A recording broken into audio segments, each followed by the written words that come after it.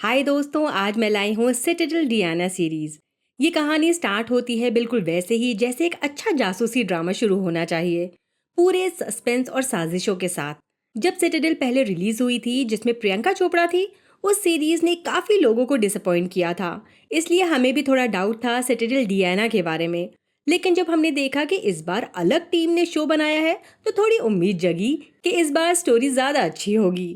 और वैसे भी नए दिमाग काम कर रहे थे, तो चांसेस थे कि जो पुरानी वाली सीरीज में घिसी पिटी स्टोरी थी, वो इसमें रिपीट ना हो। जब कहानी की शुरुआत होती है तो उसने हमें डिसअपॉइंट नहीं किया। इसकी कहानी अननेसेसरी बैक स्टोरी में नहीं अटकी। हम सिटाडेल और मैंटिकोर के बारे में पहले से जानते हैं, लेकिन अगर आपने पहली सीरीज नहीं देखी है तो भी कोई प्रॉब्लम नहीं। जो भी ज़रूरी इन्फॉर्मेशन चाहिए वो शो खुद एक्सप्लेन कर देता है, ताकि स्पाई ड्रामा का मज़ा बना रहे।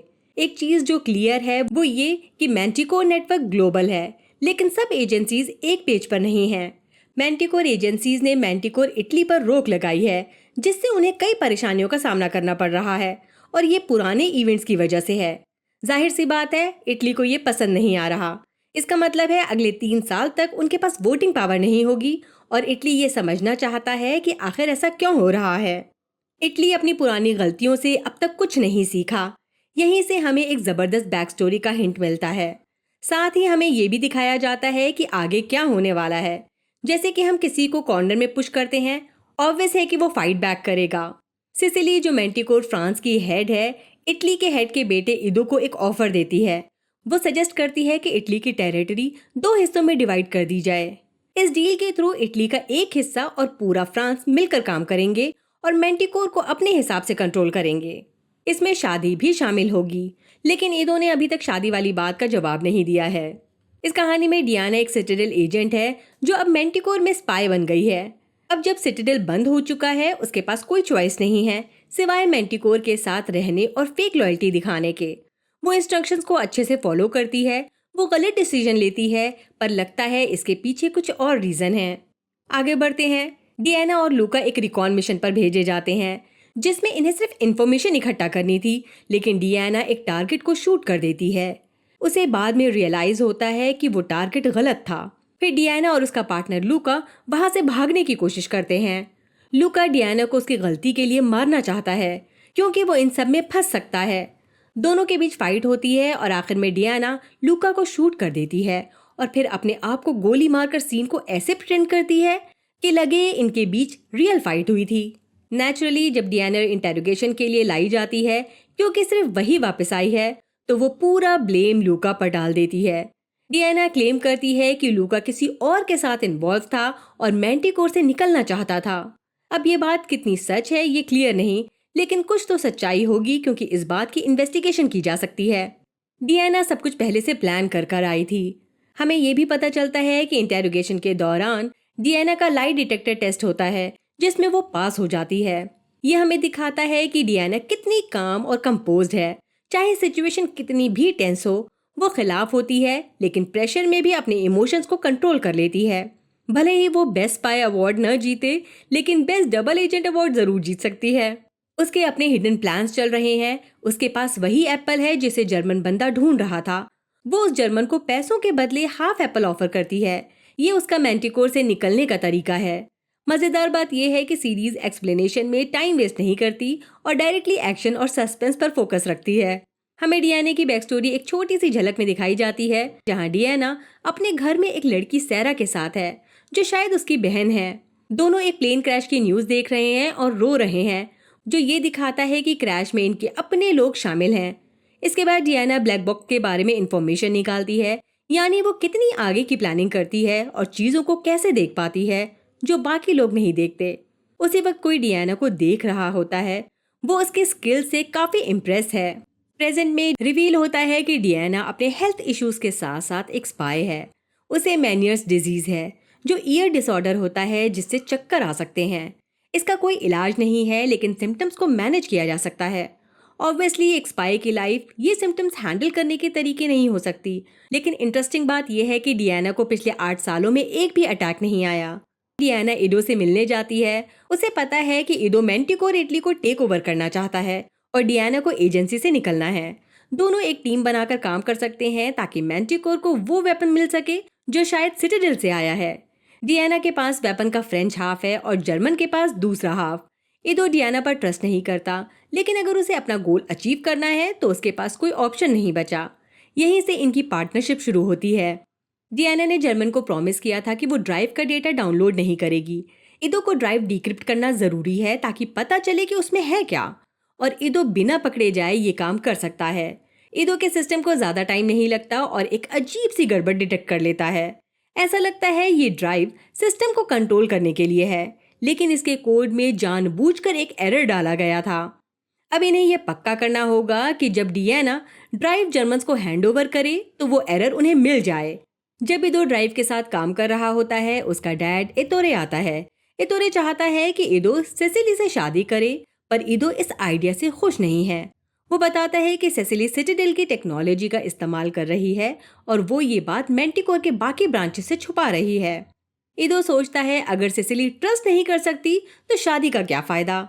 इतोरो फौरन कहता है कि मैंटिकोर हमेशा ही कुछ न कुछ बाकी ब्रांचेस से छुपाता रहता है और इदो को ये बात अच्छे से मालूम है।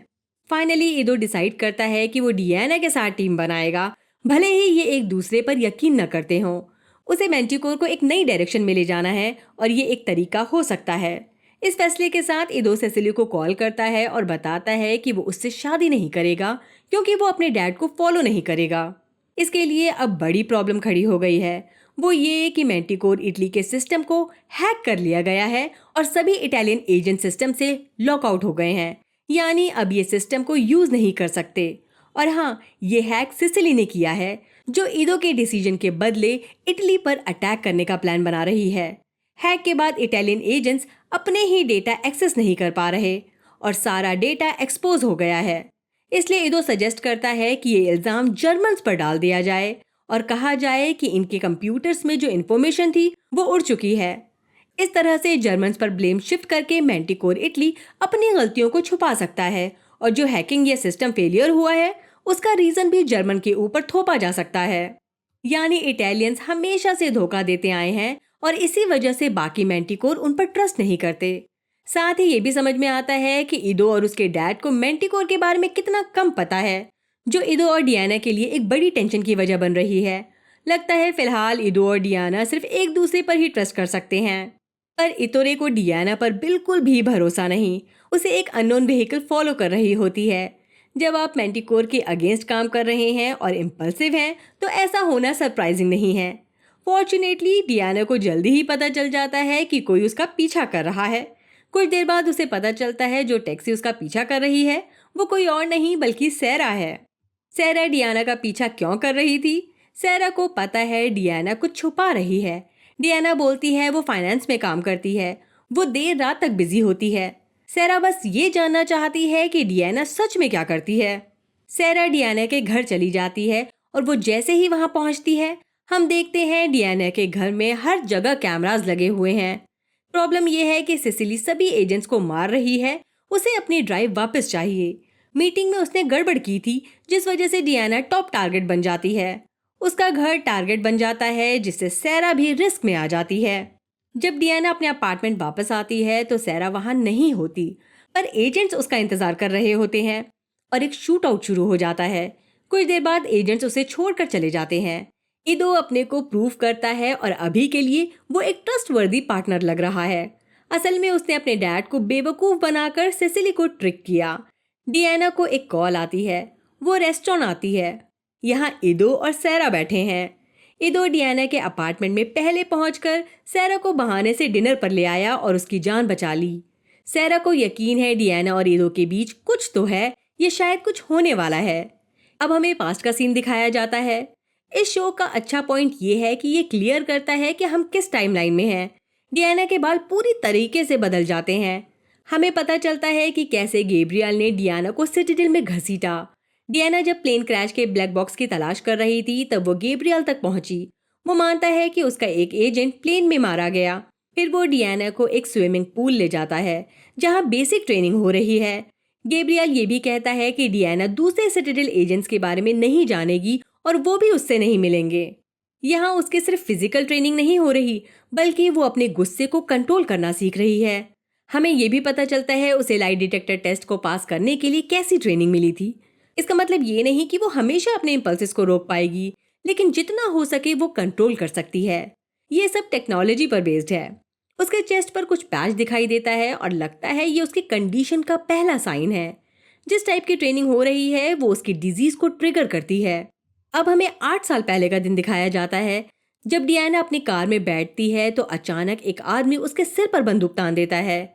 ये है मैटियो, जो डियाना को बताता है कि जिस प्लेन क्रैश में उसके पेरेंट्स की मौत हुई वो सीक्रेट सर्विस ने कराया था। मैटियो उसे एक एड्रेस देता है और बोलता है उसकी ऑर्गेनाइजेशन ऐसे लोगों को पसंद करती है जो डियाना जैसे हैं। डियाना उस एड्रेस पर पहुंचती है। यहाँ वो कुछ और लोगों से भी मिलती है जो बिल्कुल उसके जैसे हैं। डियाना ने सिटाडेल में इतनी ट्रेनिंग ली है कि वो जानती है हर किसी पर भरोसा नहीं किया जा सकता। वो फौरन गैब्रियल को कॉल करती है और उसे मैंटिकोर के बारे में बताती है। ये क्लियर हो जाता है कि मैंटिकोर दुनिया को अपने कब्जे में करना चाहता है। डियाना के पास एक प्लान है। वो मैंटिकोर ज्वाइन करती है। उसे एक सीक्रेट मिशन पर भेजा जाता है। मैंटिकोर एक पावरफुल ऑर्गेनाइजेशन है और डियाना को जल्दी ही एक ऑपरेटिव बना दिया जाता है।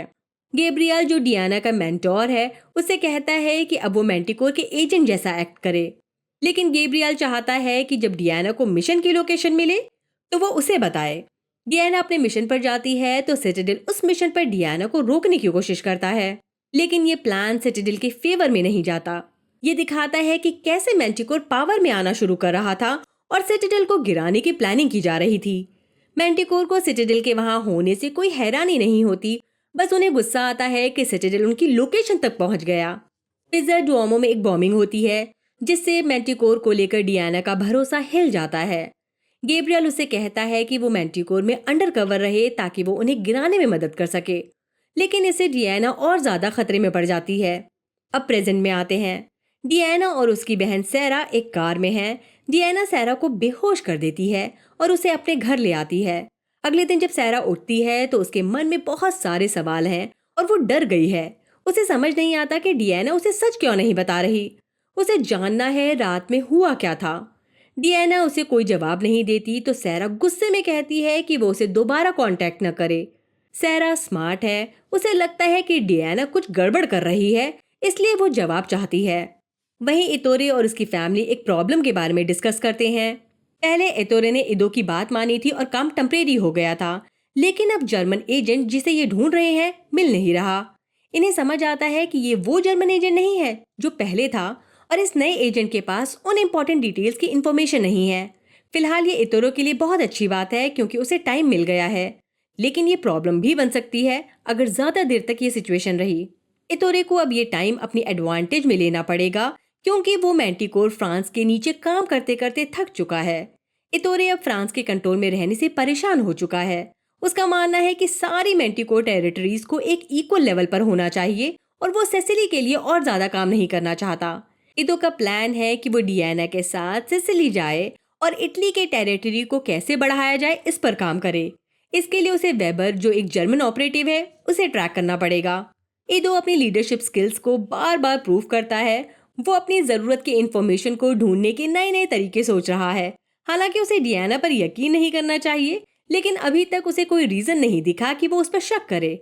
वैसे डियाना भी उसी सिचुएशन में है। दोनों का एक ही गोल है, वेबर तक पहुंचना। डियाना वेबर को जिंदा चाहती है, लेकिन इदो के लिए जिंदा या मुर्दा फर्क नहीं पड़ता। ये सब एक धमाकेदार एक्शन सीन तक ले जाता है जहां डियाना और वेबर सिसिली में एक दूसरे का पीछा करते हैं, कभी चेन्स कभी मोटरसाइकिल पर। डियाना को ऑर्डर मिला है कि वेबर को जिंदा पकड़ना है, लेकिन वो उसे मार देती है क्योंकि उसे खुद को बचाना था। वो मजबूर थी, लेकिन अब उसे इसकी सफाई देनी होगी। इदो और डियाना मिलकर इतोरो को बेवकूफ बनाने का प्लान बनाते हैं, जिसमें वो फैब्रिकेट फुटेज का यूज करते हैं जो दिखाता है कि कैसे वेबर मरा। लेकिन एतोरे अपनी एबिलिटीज दिखाता है और प्रूव करता है कि वो इस मूवमेंट में भी स्मार्ट है, यानी उसे सब कुछ पता चल चुका है। वहीं एतोरे अब तक सेसिली के कंट्रोल में था। शायद उसके पास मैंटिकोर टेरिटरीज को अपने कंट्रोल में लेने का एक बड़ा प्लान हो, लेकिन फिलहाल उसे अपने घर की प्रॉब्लम से डील करना पड़ेगा। उसे डियाना पर यकीन नहीं है, इसलिए वो उसे कैप्चर करने का फैसला करता है। जब हम सोचते हैं कि इदो डियाना की हिफाजत कर पाएगा, इतोरे अपनी पावर का एहसास दिलाता है।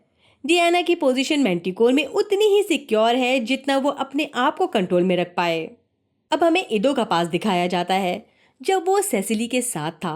इन दोनों को अपनी फैमिली लेगेसी को आगे बढ़ाना था, लेकिन धीरे धीरे जब सेसिली को मैंटिकोर कंट्रोल में लाने के लिए प्रिपेयर किया गया तो इनका रिश्ता बदलने लगा। इनके पेरेंट्स अपने अपने कनेक्शन का इस्तेमाल करने लगे, जिस वजह से सेसिली को इदो के लिए अपने प्यार को सैक्रिफाइस करना पड़ा। ये देखना इंटरेस्टिंग है कि कैसे सेसिली और बाकी सब लोग हमेशा मैंटिकोर के लिए जो बेस्ट होता है वही करते आए हैं, जबकि इदो हमेशा अपनी राह खुद बनाना चाहता था। हमने देखा था इदो ने डियाना को बताया कि उसने 19 साल की उम्र में मैंटिकोर के बारे में जाना। ये लाइफ उसने खुद नहीं चुनी थी, लेकिन अब ये उसके लिए एक रियलिटी बन चुकी थी। लेकिन इसका मतलब ये नहीं कि वो हमेशा मैंटिकोर फ्रांस के अंडर रहना चाहता है। पिज़्ज़ा डुओमो का डिस्ट्रक्शन जो सिटाडेल को खत्म करने के लिए प्लान किया गया था, इदो के मैंटिकोर के खिलाफ होने का एक बड़ा टर्निंग पॉइंट बन जाता है। इनोसेंट लोगों की जान लेने वाली ये टेक्निक इदो को बिल्कुल पसंद नहीं आई। अब वो मैंटिकोर को वैसे देखता है जैसे वो असल में है, एक ब्रूटल ऑर्गेनाइजेशन। इसी वजह से इदो और डियाना की सोच एक जैसी दिखाई गई है, दोनों एक जैसे वैल्यूज रखते हैं। अब प्रेजेंट में आते हैं। इदो को जब एजेंसी से निकाल दिया जाता है तब उसे पता चलता है कि डियाना को कैद कर लिया गया है। इदो वहां जाता है, लेकिन उसे सिर्फ रेस्क्यू करने नहीं बल्कि जो इम्पोर्टेंट इन्फॉर्मेशन उसके सामने आई है वो अपडेट करने के लिए जाता है। ये पल उसकी फीलिंग्स को रिफ्लेक्ट करता है जो वो डियाना के लिए रखता है, लेकिन उसे रियलाइज होता है कि अब डियाना को वहां से निकालना जरूरी है। डियाना उसे बताती है कि जो प्रिजनर उसके साथ वाली सेल में है वो सिटाडेल का एजेंट है जिसने इदो के भाई को मारा था। इतोरे हमेशा इदो को बताता था कि वो एजेंट मर चुका है, लेकिन अब ये क्लियर हो गया है कि सब लोग उससे झूठ बोल रहे हैं। इस पॉइंट पर इदो को सिर्फ डियाना पर यकीन है, लेकिन सच्चाई तो ये है कि इनके रिलेशनशिप की शुरुआत ही एक झूठ से हुई थी। हम देखते हैं इदो के कैरेक्टर में एक और लेयर है। वो टॉर्चर करना नहीं चाहता, लेकिन अपने कॉन्ट्रडिक्टरी एक्शंस के चलते वो खुद हिपोक्रेट बन गया है। अब वो चाहता है कि इतोरे मैंटिकोर फ्रांस के अगेंस्ट एक वॉर शुरू करे, लेकिन उन्हें डियाना का प्लान सुनना पड़ेगा।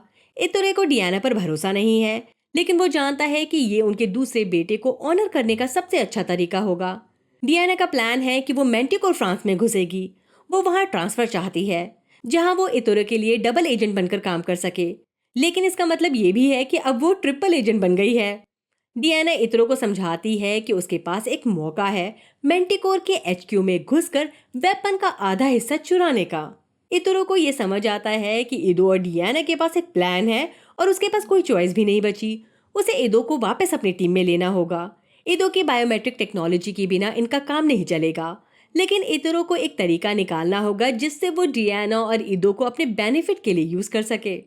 इतोरे वोल्फगैंग को बताता है कि उसके पास दोनों हाफ ऑफ द वेपन है।